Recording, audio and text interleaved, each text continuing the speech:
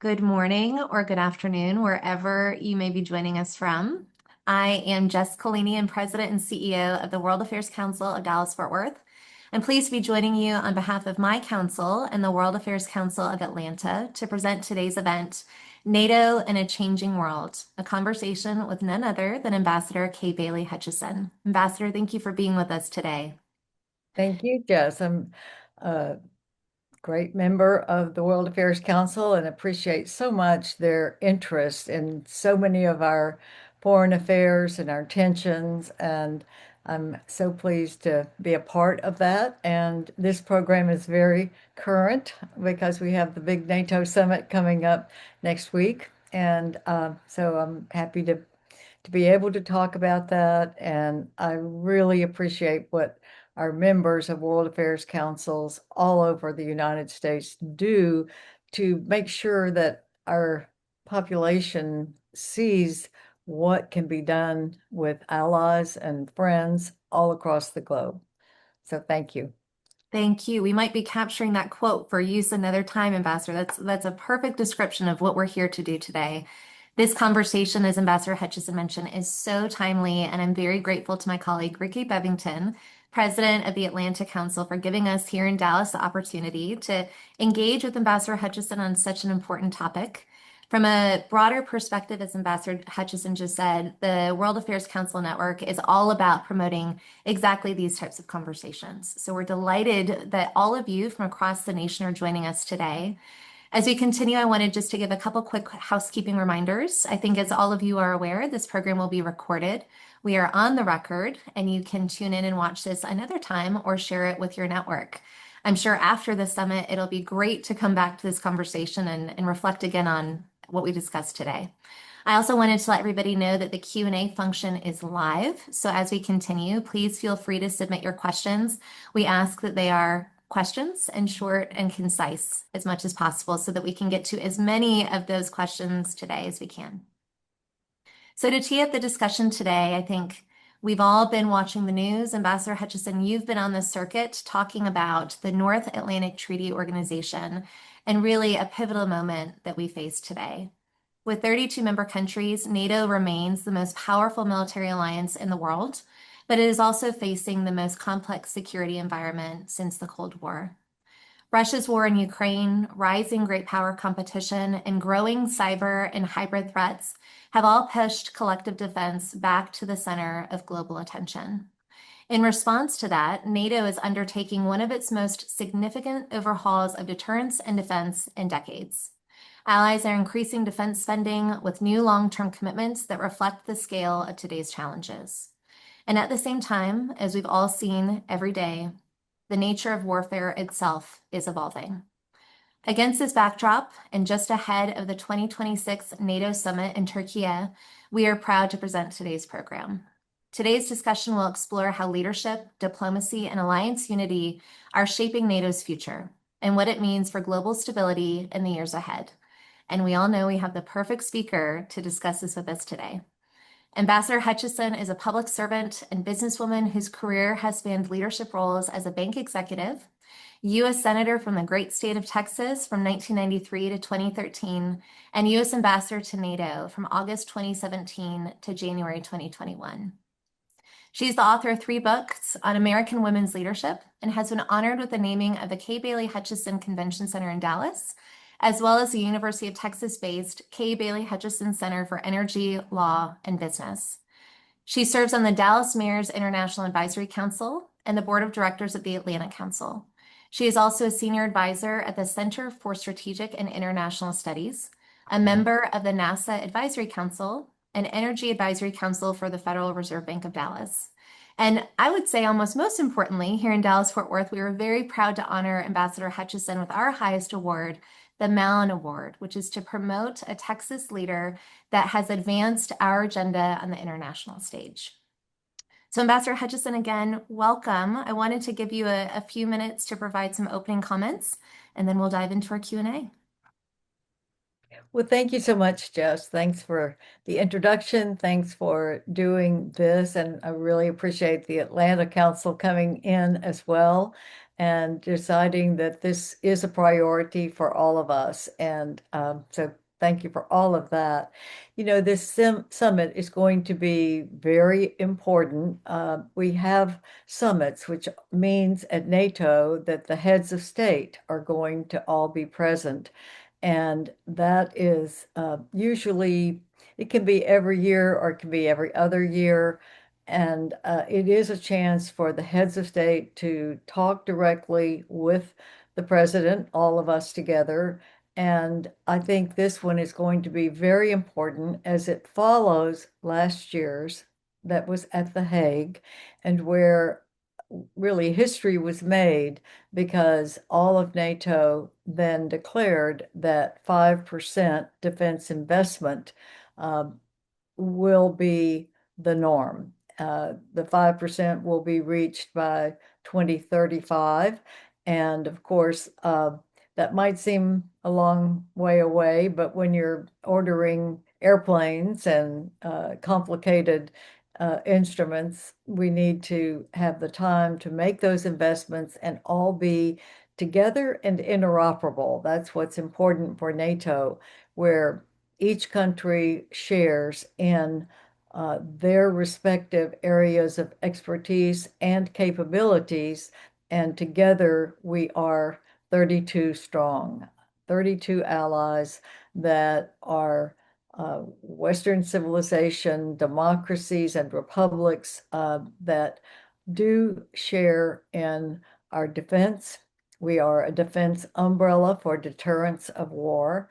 And as you said earlier, Jess, we have a complicated adversarial situation right now with some major adversaries who have capabilities, and some of our adversaries even allying together against our way of life. So we are now looking at the new summit in Turkey next week that will firm up the access to the 5% that everyone has committed to give, and to have reports on what is being done to achieve that by the 2035. Also, there will be a lot of emphasis on the importance of our alliance, also looking at deterring common adversaries.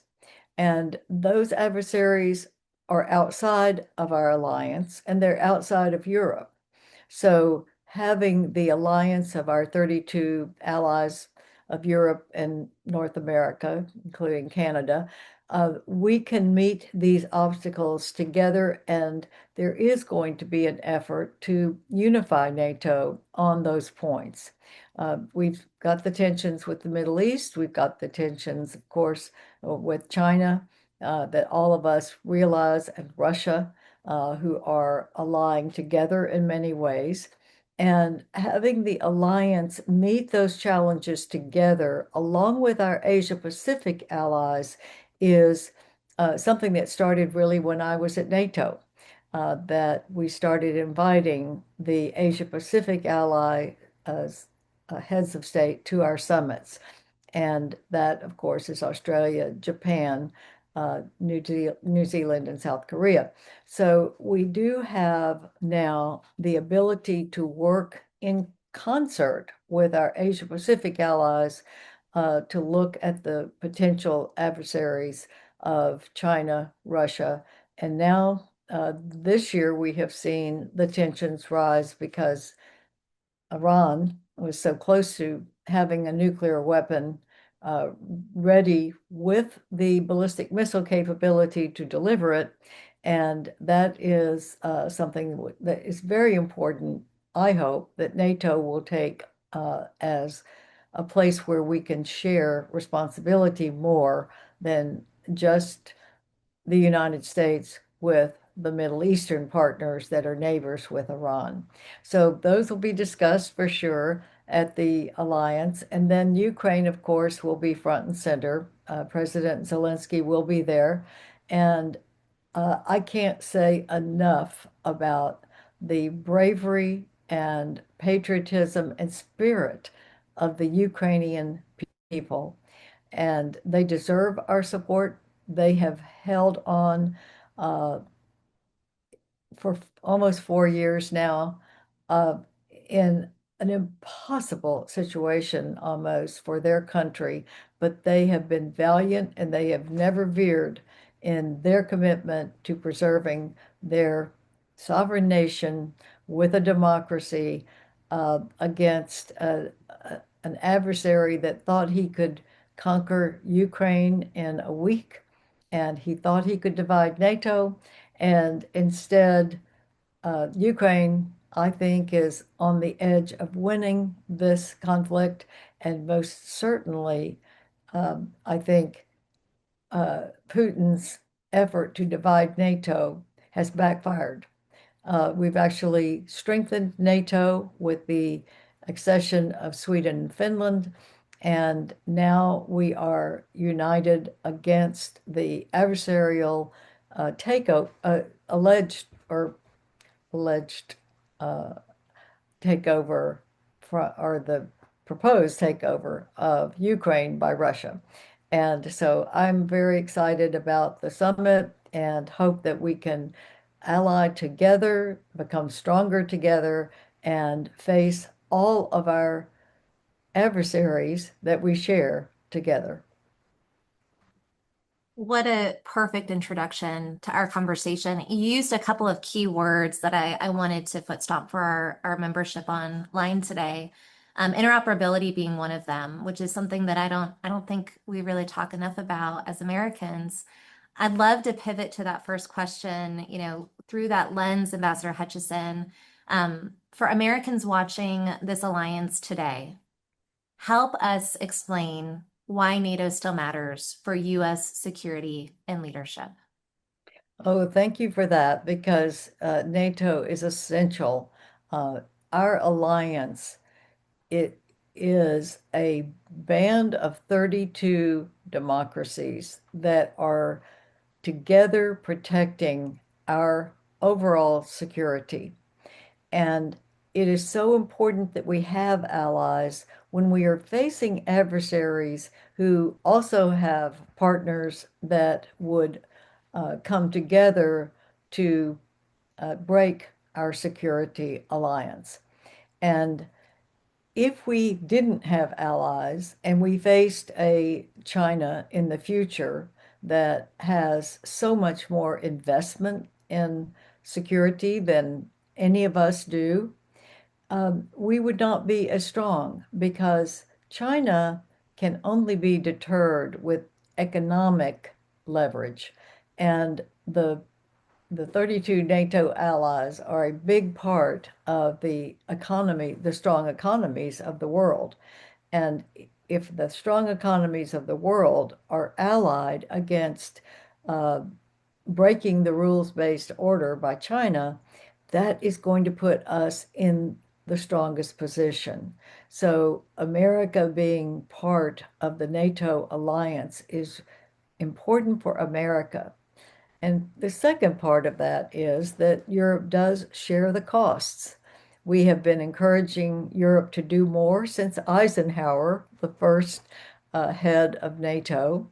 Um, all of our presidents have said Europe needs to do more. But I think after the Russian invasion of Ukraine, the Europeans have finally gotten the message that they have to be strong in their own right, but interoperable with America so that we can all work together if we face a common threat. And we get so much support from Europeans that means we don't have to do everything ourselves. So I think it saves us money from our budgets, which we would have to provide alone if we didn't have 31 strong allies that could help us in having enough armor and air power to overcome, and naval power, um, to overcome any adversary that any of us would face. And that's why I think the Article 5, which is if one of us is attacked, we're all attacked, is so important. And I think it's what has held NATO together for over 75 years. And what will keep us strong is keeping the alliance together so that we share the burden, we share the costs, and we are united in our purpose. That burden sharing is a key part of the benefit. I'm so glad you highlighted that. I want to talk about the priorities as you see them going into the summit. You're such a champion of the Ukrainian people, of the US stepping up and supporting Ukraine in their fight against Russia. Is Ukraine the most important topic in this summit, or is there another priority that you think NATO leadership should focus on for the 2026 summit? Well, I certainly think Ukraine will be important because it is right there in Europe, and it is so important for the security. It's also important for America to say we are not going to stand for an invasion of a sovereign nation in Europe by a hostile takeover attempt. And that will also have a message to Putin as well as to President Xi of China that we're going to stand with democracies that are trying to be absorbed by larger nations. It's important that China see that we're not going to walk away from commitments. And it is important for Russia to know they cannot get by with this because, of course, if they did this same operation on a NATO nation, we would be at war. And Putin knows that. That's why he, instead of going after a NATO country, he's gone to Ukraine and Georgia and other nations that are not a part of NATO, but were part of the former Soviet Union. And so he's starting there. But if he sees that the commitment of NATO and the commitment of the United States is in any way um, diluted, uh, he would then begin to start menacing around one of the other smaller countries that is in NATO and is another sovereign nation. So it's important that we stand firm together. And in this alliance, Ukraine is important because it's the message sender. But I also think in this next summit next week that we should come down on the side of working together in the Middle East as well. Um, our allies did not come through for us when we were doing the hard work of assuring that Iran would not have a nuclear weapon.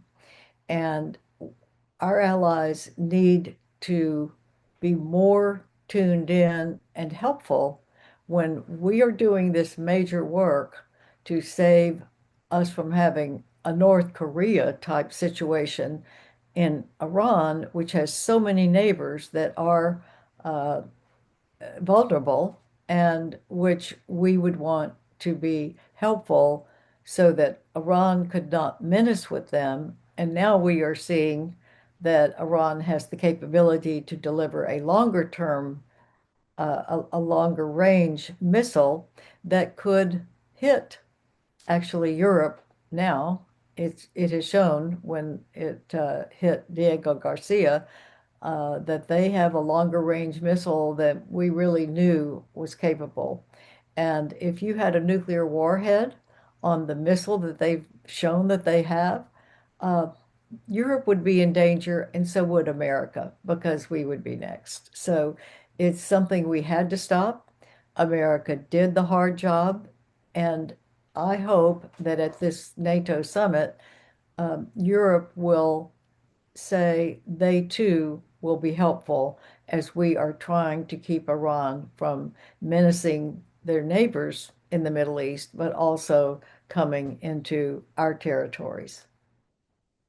Well, and the location of this summit being in Turkey, I mean, obviously the Middle East will be top of mind for them as well. Could I just ask you a follow-up about the location being in Turkey and maybe what you think that might signal in terms of their role in NATO and what they hope to achieve out of the summit themselves?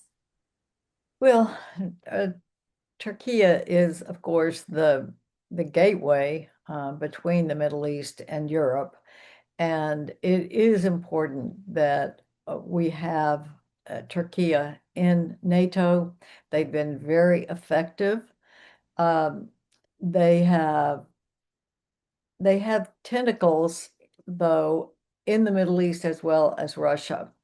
And that has caused tensions and conflict because when Turkey decided to uh, buy a missile defense system, the S-400 from Russia, it stopped the ability for us to share some of the um, types of aircraft that only we have with defense capabilities.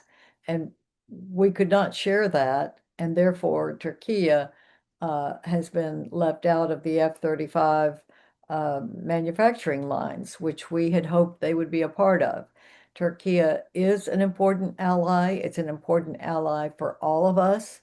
And I think having the summit there, which I think was a good point that you raised, is an effort to make sure that Turkey knows that they are important and that they always side with the democracies and the Western uh, uh, culture that we have. They're on the brink. They're the ones who have a democracy. Their culture is different, but they can be a constructive force. And when Ataturk built the modern Turkey, that's what he envisioned was a democracy with human rights and the ability to be a partner with the West. And I hope that Turkey continues that and continues to strengthen its democracy and its human rights as a member of the NATO alliance. So before I ask my next question, I just wanted to remind the audience that Q&A is open. So please submit your question as you think of it, and we'll go through and get to those probably in about the next 10 or 15 minutes. So Ambassador Hutchison, going back to Ukraine, I'd love to hear your thoughts on how Russia's invasion of Ukraine, as you highlighted now 4 years ago, has reshaped NATO's strategy, not just on the continent, but in engaging with the US and others. Well, I think it has shown the importance to Europe that they have to take more responsibility in their own neighborhood. Because as we see that the US is going to have to do more in the Middle East and in Asia, that they now in their own territory have a potential invasion of Russia. And I think it has gotten their attention and made them much more serious about being real players. And I think things have changed in that um, we are providing more for Ukraine, but the Europeans are paying for it. And that's hard, I know, for the Europeans uh, to absorb, but yet they're doing it, and they are paying for what we are giving to Ukraine, so that our assets are not drawn down so much that we would be vulnerable in another theater. So I think that things are changing in that regard. And I think the Europeans are stepping up. They really are. They have been willing to pay for much of what America has been producing for Ukraine. And they're really trying very hard to be what we have asked, and that is legitimate, strong players. And I hope that this summit and everyone in the future allows all of this discussion and then for everyone to leave the summit more united and more willing to accept responsibility. I think the G7 began that a couple of weeks ago, that the Europeans were uh, pledging more help in the Middle East, and that is the right thing. It was a little late, but um, late is better than never. I want to pivot to talk a little bit about deterrence, which is a word you used quite a bit in your opening and a big part of our strategy in engaging in NATO. From your perspective, Ambassador, what does a credible deterrence look like today in NATO, especially when we start to talk about asymmetric warfare or cyber and hybrid threats? Well, it's an interesting and good question because one of the points in this summit that the Secretary General Rutte made is that we need to do more innovation together. We need to do more. We've seen what Ukraine has done with drones and with AI and with the capability to manufacture their own. Um, and with AI now on the rise, uh, all of the technology that is going to be produced in the world in the next 5 years is going to impact our security deterrence capabilities. And we've got to be in the forefront. We've got to have the ability for innovation and new asymmetric warfare, new kinds of warfare. And I think in many ways, Ukraine is leading this, but the technology is going to have to be shared among our allies so that we, as an alliance, and with our Asia Pacific partners that are also vulnerable in the Asia Pacific, we've got to have the technology and the innovation working together to deal with these new capabilities that are changing almost daily. And we also have to make sure that our defense apparatus is up to speed. That's why we have been trying to assure that we don't whittle our defense investment down so much that we aren't in a position of deterrence. Deterrence is showing that we have the capability to fight on two fronts at the same time and be not let any adversary think that because our attention is somewhere else in the world that they could make mischief. That's deterrence. And we're stronger with 32 allies, most of which are in the G20 and who have the strong economies of the world. And I think if we come out of this summit allied and strong and united, that's the best deterrent. Which is another perfect segue to talk a little bit about the Indo-Pacific before we open it up to the broader audience Q&A.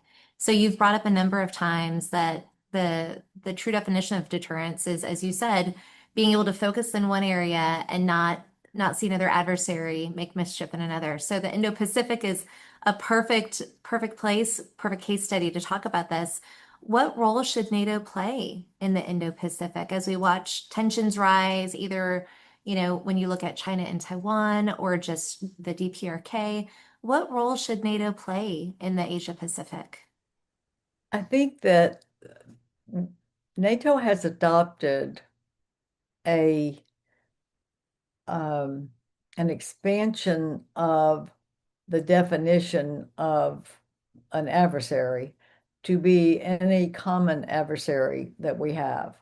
And so that brings in the Asia Pacific and the need for uh, all of us to be allied in helping the Asia Pacific partners that are closer to China and closer to the capabilities of China for disruption. And so I think NATO together with our economic strength can be a factor in deterring China or North Korea from uh, making actions that are going to disrupt the Asia Pacific, and that would be those allies that are coming to our summits and working together with the NATO allies for uh, not exact interoperability, but a lot more sharing of information, a lot more uh, of the defense assets in their buildup being interoperable with the norm. Australia now is obviously buying submarines with nuclear capability from America, and that's a very important deterrent for China to know that they would have those kinds of assets. Japan is rebuilding a military. They had really let down on the military after World War II. They're now rearming and training, and NATO can help with that. So we can make stronger allies in the Asia Pacific that will be a benefit to America and Canada and Europe and those Asia Pacific partners. And I think that is a good place for us to have more strength all over the globe for our way of life. I mean, that's what's at stake here. Uh, None of us are dictatorships. We are democracies and republics that have um, in common wanting to keep freedom alive and human rights alive. And our adversaries are not democracies. So they are not, they're not going to have the same uh, alliances that we have, but the alliance that we have is a deterrent that is helpful to all of us, especially America having allies makes us even stronger and leader of the world when we haven't than if America were just acting alone and paying all the costs alone. Well, and such an important reminder ahead of our celebration of 4th of July this weekend and America 250. Those rights and democratic freedoms are precious to all of us. We had a question from the audience that I want to pivot to, and it's a very interesting one that we haven't covered yet, Ambassador, and it's specifically about Greenland. And this questioner asks, has this administration's focus on the Arctic and military bases in Greenland impacted the NATO alliance? And if so, how?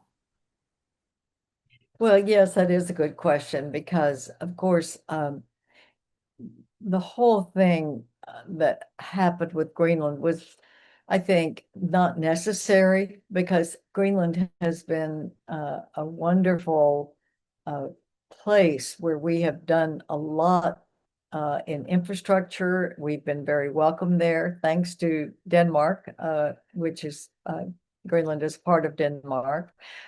And everything that we have ever asked to put on Greenland has been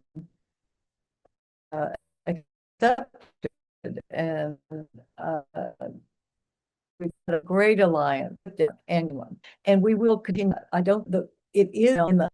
Let me back up and say that the high north, the Arctic, is now part of the area of operation of NATO. That was decided really when I was at NATO that uh, we were seeing Russian submarines coming down from the Arctic and into the Atlantic. We were seeing both China and Russia seeking infrastructure in Greenland, which Denmark was refusing to give. And so the High North became a much more important area of operation for NATO. And we have a great relationship with Denmark, and we want to have that because it is an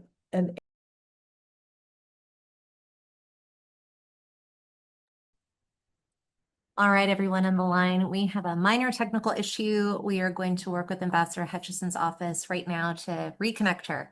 Please stand by and keep those questions coming. Thank you. okay. I think something happened. Is everything still on?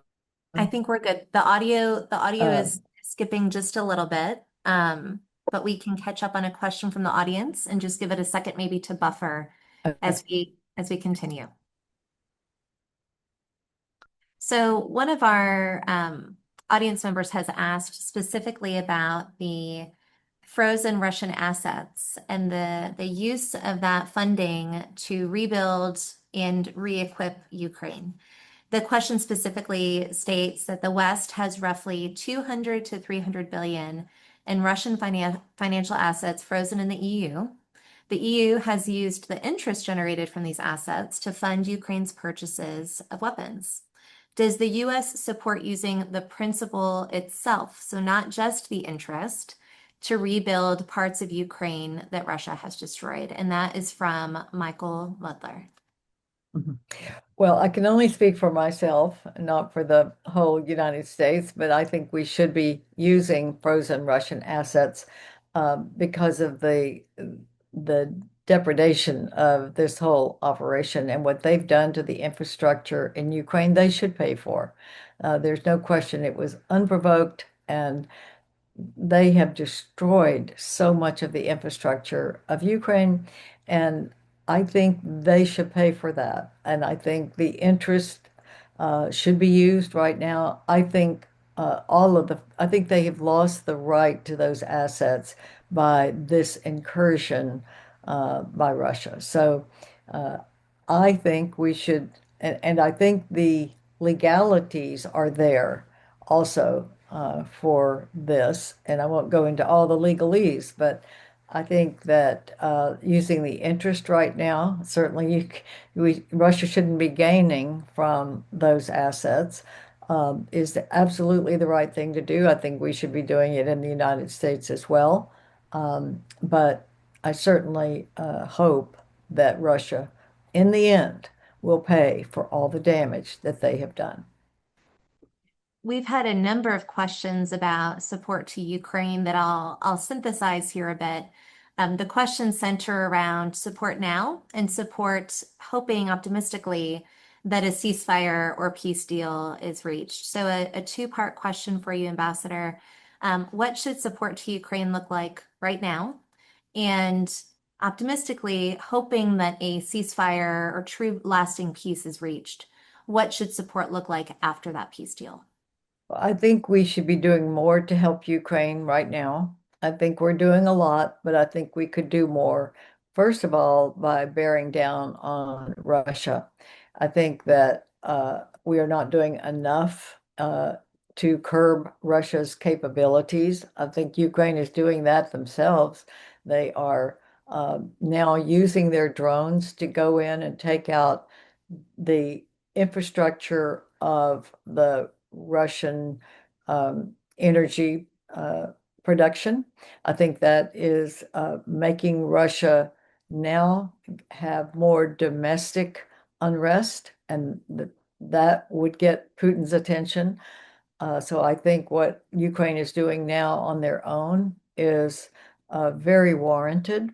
But I also think that we could do more to put more restrictions on Russian, um, both their currency as well as their economy. And and I think we should be really coming down on Russia. When Putin came to Alaska last year, and it was for a peace talk, and they were bombing Ukraine at the time that he was in the air going to Alaska. I mean, that showed that Russia was not serious about doing the right thing. And I think we should be coming down harder on Russia and and stopping what they're doing by making them pay a price, an economic price. They're already paying a price of losing their own people. They've lost, I mean, the estimates are 500,000 of their soldiers and people that they uh, have required now to go into the service who did not want to be drafted.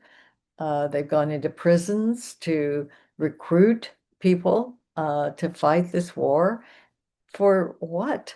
For, I mean, even Prigozhin said, why are we doing this?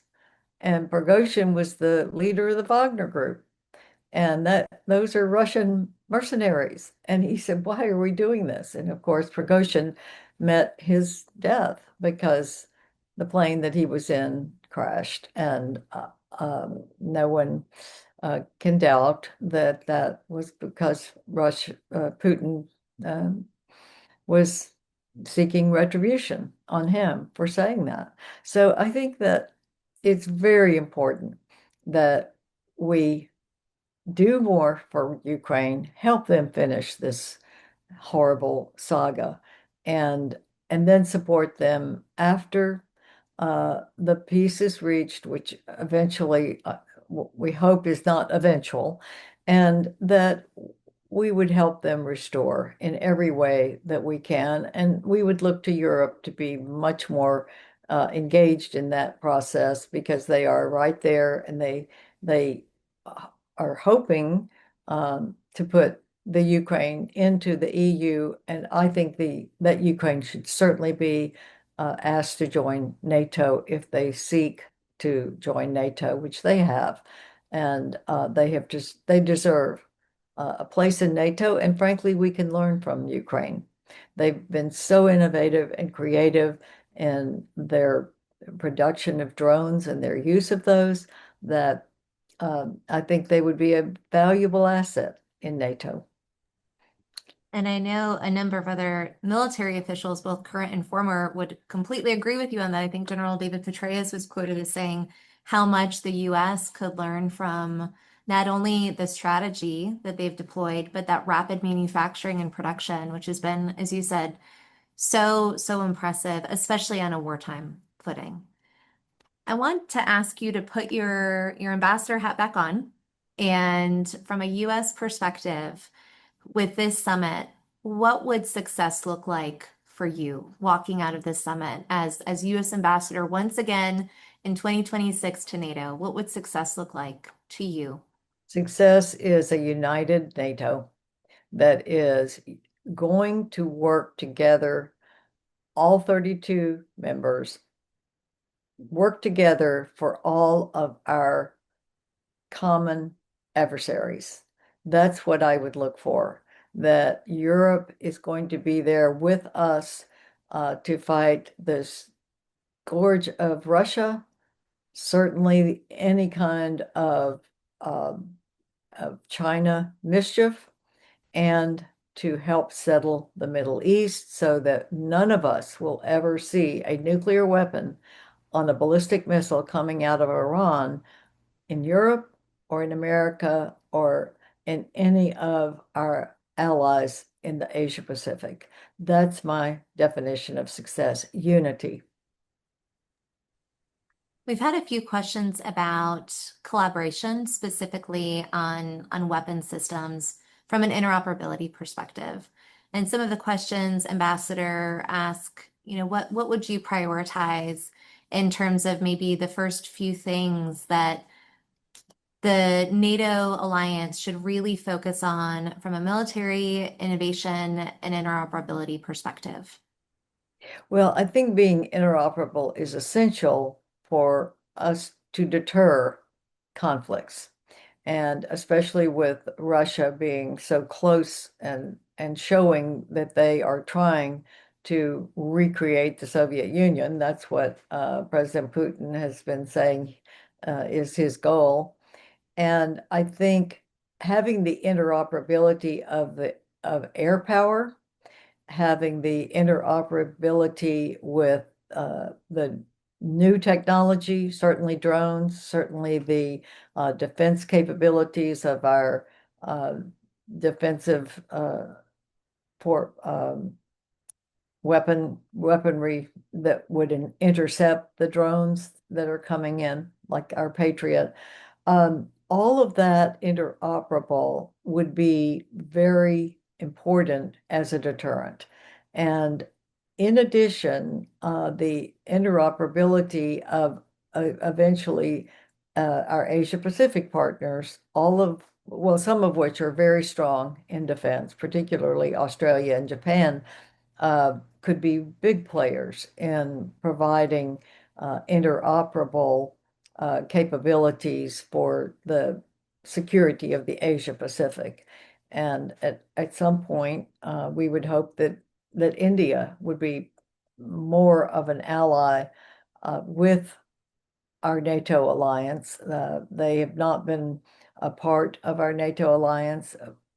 Many people don't realize that NATO is 32 allies, but it has 40 partners that are official partners of NATO. And that's in South America, it's in other parts of Asia, other parts of Europe.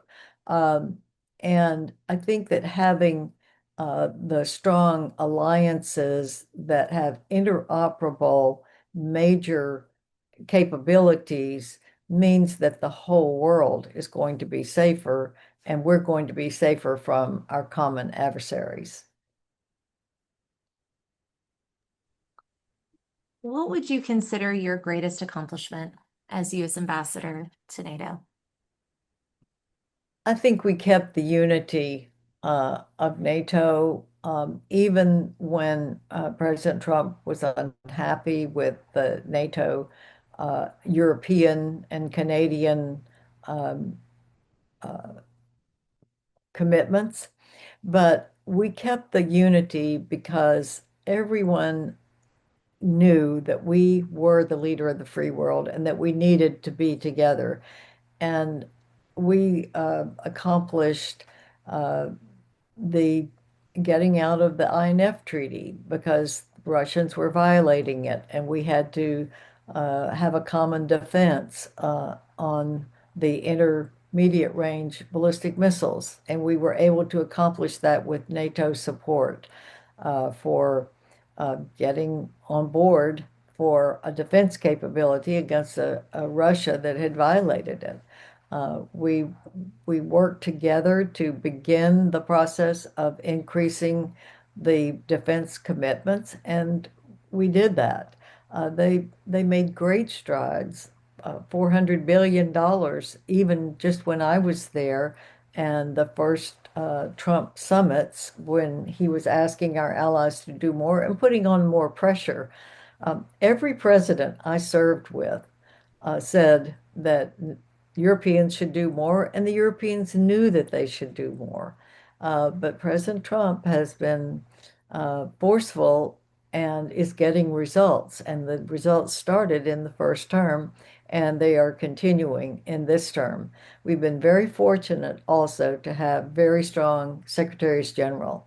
Um, Stoltenberg from Norway and now Rutte from the Netherlands have been excellent leaders and very much agreeing that America should have more support within Europe and Canada, but also agreeing that America is essential. I mean, and the formation of NATO was to bring America in to the collective defense sooner after two disastrous world wars. And that is now being accomplished, and it's taken time. But I think that we kept the alliance strong and together in that first term, and we faced some difficult issues, but we got through it as we have all of the other times in the NATO 77-year history.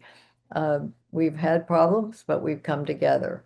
Uh, Most of the problems of the past had been European problems with Russia, but now we're seeing more adversaries that are in different places in the world, but unfortunately, those adversaries are in a common goal, and that is to bring down America and NATO.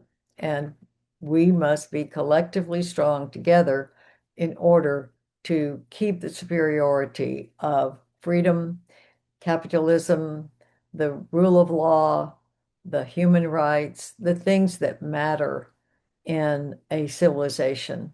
And that's what we're doing. You brought up Ruta. He's been quoted recently as not even wanting to consider a plan B to America's engagement in NATO, or not even wanting to consider a plan B to NATO at all. He seems like he is just fully committed to this alliance and this partnership. So very, very interesting to see leading up to this that he is all in. I want to ask you one last question, Ambassador Hutchison, before we wrap up today. You've brought up unity, you've brought up a cohesive NATO as being the best possible outcome. You've been a public servant for most of your career. Diplomacy, I know, is personal to you. How would you do that? How would you promote unity and a cohesive NATO from a personal perspective as U.S. ambassador to NATO? I think that it's very important that we respect our allies. If you expect Europe to be like us or Canada to be like us, you'll always be disappointed. But we are stronger when they are with us and they are respected and they are appreciated. And we we get so much from our allies. And when we're working together, we are unstoppable. And that's what I will want to see out of this summit and all the future summits, that we keep the hand on the mission, keep our uh, efforts on the mission, which is that we will deter conflict with our common adversaries. That is our goal. And we do it better together with our economic power as well as our security innovations.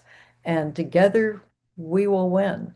If we are not together, it is going to be a much tougher road, much more heartache, much more death.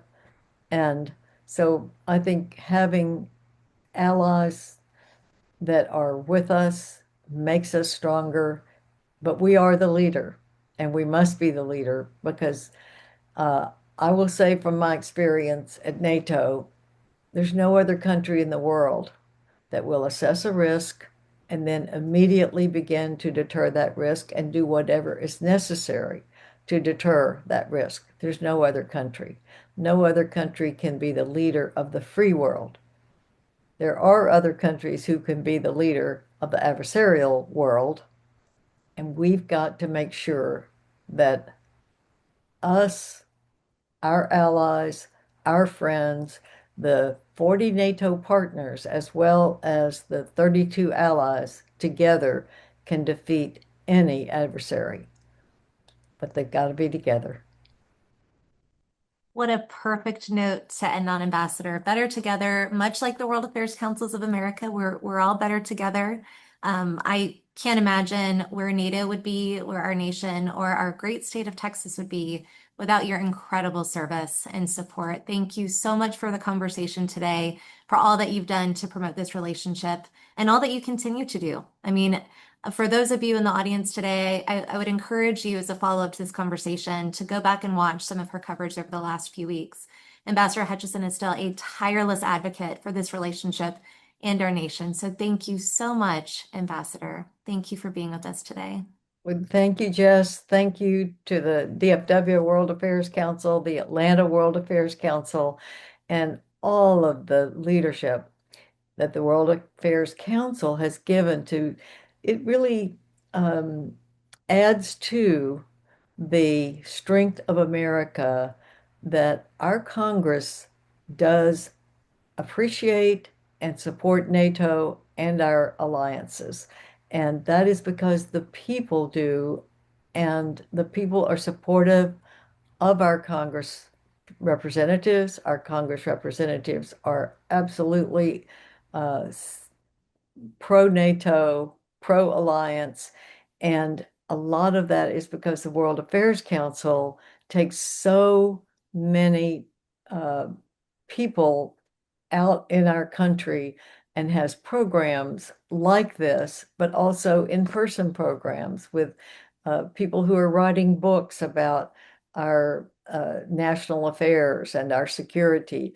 And they come into all of the cities where there are World Affairs Councils, and they have uh, book events that talk about this. And that encourages all of our people. It educates our people, it encourages them. So thank you, World Affairs Councils. And together we're going to win. Thank you so much. And what a great call to action. Continue the conversation with us for everybody who's online with us today.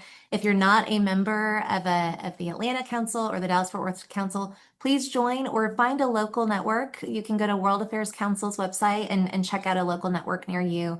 Please continue the conversation. You'll get a survey after this event. We encourage you to give your feedback. That'll come to you from the World Affairs Councils of Atlanta ahead of 4th of July, ahead of a lot of happenings in the broader community, including the NATO Summit. Thank you for joining us. Happy 4th, and we hope to connect with you again soon. Thank you. Thank you, Ambassador. Thank you, Jess.